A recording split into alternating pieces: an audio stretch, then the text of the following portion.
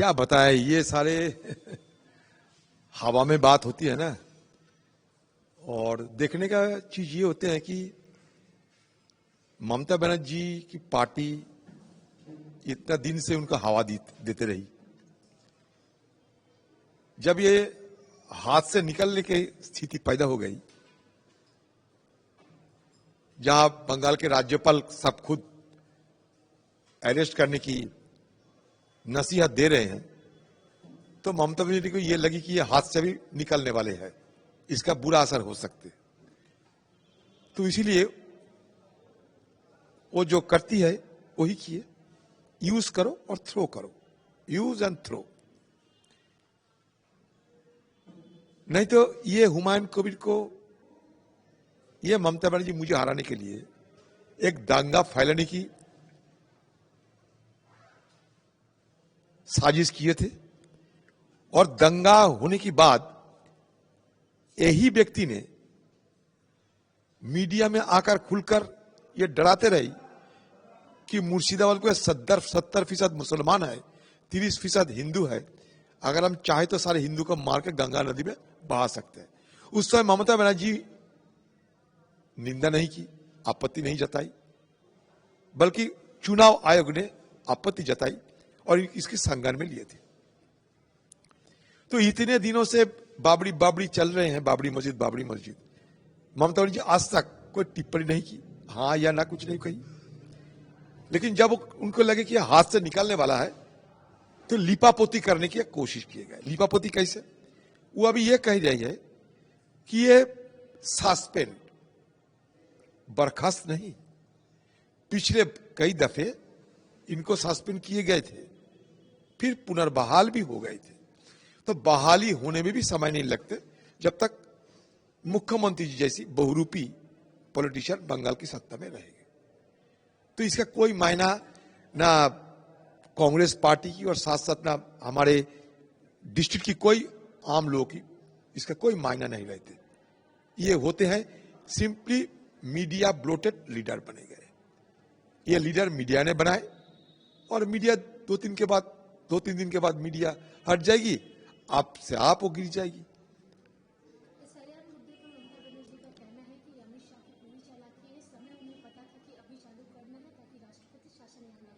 देखिए, ममता बनर्जी खुद एसआईआर की शुरुआती तौर पे ये चुनौती दिए थे कि बंगाल में एसआईआर हम नहीं करने देंगे। उसके बाद इनकी पार्टी के सारे गुंडों ने, सारे नेतागण खून बहाने की धमकी भी दी थी। लेकिन धीरे धीरे ममता बनर्जी को यह लगे कि एसआईआर करने में वही फायदामंद होगी। बजाय क्या है, जितने बीएलए है 80,000 के ऊपर, ये सारे बीएलए की ज्यादातर सत्तारूढ़ पार्टी के लोग होते हैं। और ये बीएलओ के साथ साथ कोई कॉन्ट्रैक्टर, कोई ठेकेदार की कर्मचारियां, वो भी सारे शामिल हो चुके हैं। क्योंकि बंगाल में सारे जो शासन है, वो सारे शासन में राजनीतिकरण हो चुकी है, चाहे बीडीओ से लेकर एसडीओ, डीएम, सब। मतलब 80,000 बीएलए टू, ज्यादा से ज्यादा उनके पार्टी के हैं।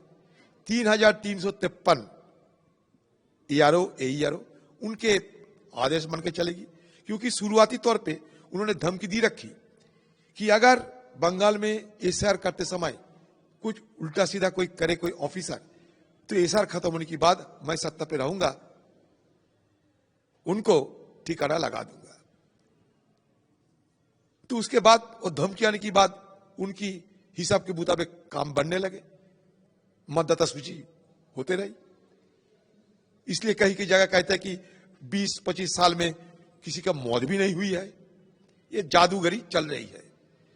तो मतलब वोट चोरी रोकने के लिए कोई आए है शायद, जिसकी बारे में सबसे पहले राहुल गांधी जी सारा देशवासियों को सचेत किए थे। उनकी मकसद अलग थी।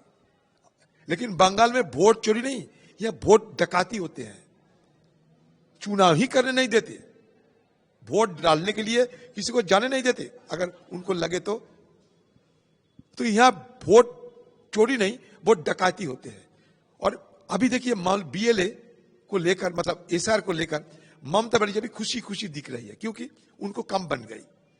उनको चेहरा ये बताती है कि उनको जो मकसद उस मकसद पूरी हो गई। मतलब मोदी जी फेल हो गई, दीदी जी सारे जीवित को मृत, मृत को जीवित करने में सफल हो गई। तो इसलिए एसआईआर की प्रक्रिया बंगाल में खासकर ममता बनर्जी के लिए फायदेमंद होने लगी। इसलिए ममता बनर्जी अभी खुशी खुशी आपको देखने को मिलेगी। बीएलओ की मृत्यु की जो खबरें आ रही है उसको राजनीतिक स्टंट के तौर पर इस्तेमाल किया गया है। आज सुप्रीम कोर्ट ने कहा है कि ये प्रक्रिया एसआईआर की पूरी तरह से वैध है। अगर बीएलओ की कमी हो रही है या वो किसी तरह से असक्षम में काम करने में, तो स्टेट गवर्नमेंट प्रोवाइड कराएगा। बिल्कुल सही बात तो यही होते हैं। देखिए, एसआईआर एक इल टाइम्ड एक मैकेनिज्म, सही समय पे नहीं हुई, सही प्रिपरेशन लेके नहीं हुई है, और शुरू करने के पहले इसको सारे प्रिपरेशन में और सारे जोर देना चाहिए था। और ये सारे समय सूची भी ठीक नहीं था, इसलिए सुप्रीम कोर्ट भी इसको हस्तक्षेप करते हुए अब देखा बहुत सारे सवाल भी उठाए थे, और धीरे धीरे चुनाव आयोग उनके अवधि भी बढ़ा दी। लेकिन सिर्फ बंगाल नहीं, सारे देश में एसआईआर या वोटर लिस्ट जो बनाते हैं वो तो सूबे की सरकार और उनकी कर्मचारियां बनाते हैं।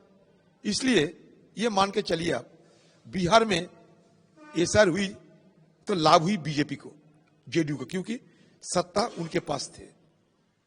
बंगाल में एसआईआर में अगर लाभ होगी तो टीएमसी पार्टी के, क्योंकि बंगाल में राज कर रही है टीएमसी। ये बिल्कुल आप मान के चल सकते हैं। तो इसलिए बीजेपी पार्टी जितना भी कहे बंगाल में उनको सुविधा करना, बिहार नहीं हो सकते। बंगाल में बिहार नहीं बनेगी। बंगाल में ममता बनर्जी जो चाहती है वही होने वाली है।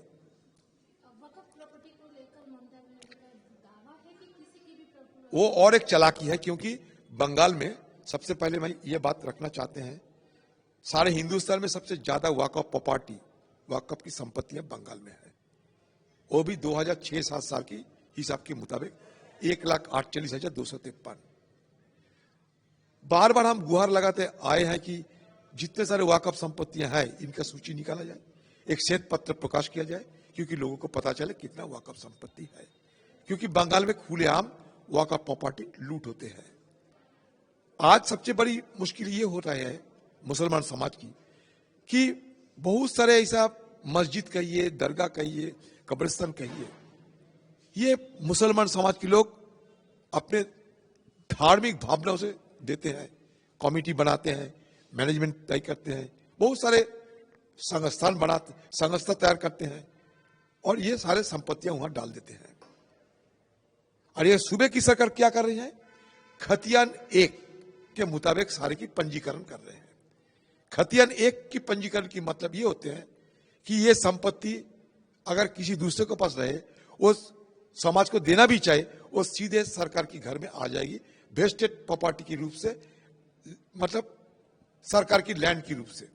तो मतलब मुसलमान समाज अपना हक, अपना अधिकार खुद खोने लगे हैं बंगाल में ममता बनर्जी की इस चालाकी के दौरान।